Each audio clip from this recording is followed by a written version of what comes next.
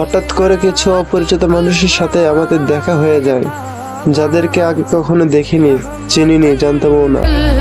অথচ অদ্ভুতভাবে তাদের সাথে কথা বলতে ভালো লাগে। মনে হয় বহু বছরের পরিচয়, বহু জন্মের চেনা কেউ। অপরিচিত থাকাকালীন কত সুন্দর ছিল সব।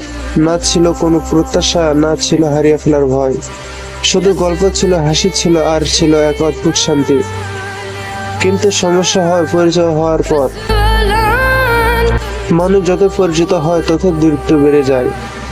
এক সময় কথা কমে যায়, গুরুত্ব কমে যায়, তারপর একদিন মানুষটা হারিয়ে যায়। তাই এখন আর কাউকে পরিচয় দিতে ইচ্ছা করে না। মনে হয় কিছু মানুষ অপরিচিতই থাকুক, কারণ অপরিচিত মানুষ হারিয়ে যায় না, তারা শুধু গল্পে হয়ে থেকে যায়। কিন্তু পরিচিত মানুষগুলো, তারা মায়া লাগিয়ে একদিন চোখের জল হয়ে যায়।